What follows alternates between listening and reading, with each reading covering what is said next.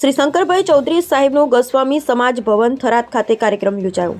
થરાદ ખાતે આવેલા ગૌસ્વામી સ્વ લીલાબેન શાંતિગીરી અંતિમ સંસ્કાર ભવન ગૌસ્વામી સમાજની વાડી ખાતે ગુજરાતના માનનીય અધ્યક્ષ શ્રી શંકરભાઈ ચૌધરી સાહેબ શ્રીને થરાદ વાવ નવો જિલ્લો બનાવવામાં આવતા ગૌસ્વામી સમાજ બંધુએ સ્નેહમિલન સમારોહનું આયોજન કરવામાં આવ્યું હતું, જેમાં મુખ્ય મહેમાન શ્રી શંકરભાઈ ચૌધરી સાહેબ તથા પૂર્વ આરોગ્ય મંત્રી શ્રી પરબતભાઈ પટેલ સાહેબ તથા વાવ સ્ટેટ શ્રી માનનીય ગજેન્દ્રસિંહ રાણા સાહેબ તથા ગૌસ્વામી સમાજના સંતો, મહંતો, અગ્રણીઓ, યુવાનો તેમજ ગુલાબગીરી અતિથિ બુઢણપુર તેમજ નામી અનામી સૌ કોઈ નાના મોટા સૌ ખૂબ બહોળી સંખ્યામાં ઉપસ્થિત રહ્યા હતા। જ્યારે પધારેલા સર્વે મહેમાનોનું ફુલહાર તથા સાલ ઓઢાડી સન્માન કરવામાં આવ્યું હતું।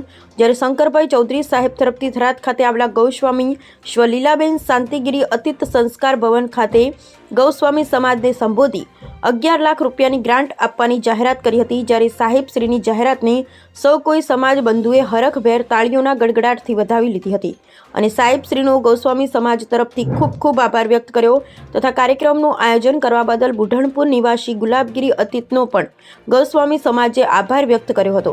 જ્યારે અંતમાં સૌ સાથે બેસી ભોજન લઈ કાર્યક્રમ પૂર્ણ કરી સર્વે પધારેલા મહેમાનોની આભાર વિધિ ગૌસ્વામી દિનેશગીરી કે આકોલીએ કરી હતી। બ્યુરો રિપોર્ટ જાગશે ગુજરાત ન્યૂઝની સાથે રમેશ ગીરી ગૌસ્વામી, બનાસકાંઠા જિલ્લા બ્યુરો ચીફ। પ્રાતઃસ્મરણીય સંત મહંત આદરણીય રેવાપુરીજી બાપના ચરણોમાં સત વંદન કરું છું। વંદનીય અંકિતપુરી બાપજીના ચરણોમાં વંદન, દોલતપુરી બાપજીના ચરણોમાં વંદન, આપણા પૂર્વ MP અને હમણાં સરસ મજાની ટૂંકમાં પણ સરસ વાત બધાની વચ્ચે કરી એવા પરબતભાઈ પટેલ સાહેબ, અહીંયા વાવ રાણા સાહેબ, થરાદ તે અર્જુનસિંહ બાપુ, થરાદ રાજવી, કનુભાઈ વ્યાસ જિલ્લાના મહામંત્રી શ્રી આગેવાન ભાઈ ચક્રવર્તીજી, બળવંતસિંહ બાપુ, બહાદુરસિંહ બાપુ, નામ ભૂલી નથી ગયો બાપુ, અમારા પ્રમુખ શ્રી ભાઈ પ્રવીણભાઈ, સૌ ભગવા બેખના ચરણોમાં નમો નારાયણ, ઓમ નમો નારાયણ। આજે આપ સૌ આશીર્વાદ આપવા માટેનો જે નક્કી કર્યું ને એને કારણે મને કામ કરવા માટેનો ઉત્સાહ મારો વધી જશે।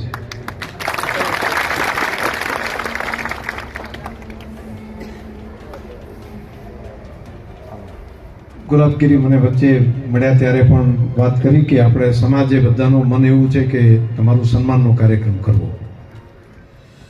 તમારે તો આશીર્વાદ જ આપવાના હોય, તમે આશીર્વાદ મળે એટલે મારે તો બેડો પાર। અને મારા માટે તો હું ભાગશાળી છું કે જ્યારથી ચૂંટણી લડ્યો ત્યારે ભગવા બેગ કાયમી મને આશીર્વાદ આપ્યા છે। પહેલેથી હોય રાધનપુરથી કરીને વાવથી હંસપુરી ત્યાં આવતા, તમે ખબર હશે તો બાપજી તમે ત્યાં, અને અહીંયા આવ્યો ત્યારે આ જ સ્થાન ઉપર, આ જ જગ્યા ઉપરથી મને સમગ્ર સમાજે ભેગા થઈને આશીર્વાદ આપ્યા હતા અને તમારા આશીર્વાદ ફળ્યા અને આશીર્વાદને કારણે કરીને ધારાસભ્ય પણ બન્યો અને આજે એના કારણે કરીને આપણા જિલ્લામાં એક નવી સારી શરૂઆત વાવ થરાદ જિલ્લાની પણ થઈ રહી છે। તો પુણ્યના ભાગીદાર તમે બધા છો, આપ સૌના કારણે થયું છે। બાકી હું એકલો કંઈ ના કરી શકું, મારાથી કંઈ ના થાય, પણ આ બધી સફળતા મળે છે એમાં એક એક વ્યક્તિના, વિસ્તારના પ્રજાજનોના, આપ સર્વના હૃદયના શુભ આશીષ છે, એટલા માટે કરીને આ બધી સફળતા મળે છે। વાવ થરાદ જિલ્લોની જેવી જાહેરાત થઈ એટલે અંદરથી જાણે ઉમળકો જાગ્યો હોય ને, અંદરથી બધાને એક એક વ્યક્તિને થાય ઓ કેટલા વર્ષોનું સપનું હતું આપણું, અને એ સપનું આજે સાકાર થઈ ગયું છે। તો આ સપનું સાકાર થવાથી નવી પેઢી જે છે, નવી જનરેશન આજે જે અભ્યાસ કરી રહ્યા છે એમનું ભવિષ્ય ઉજળું થઈ જશે।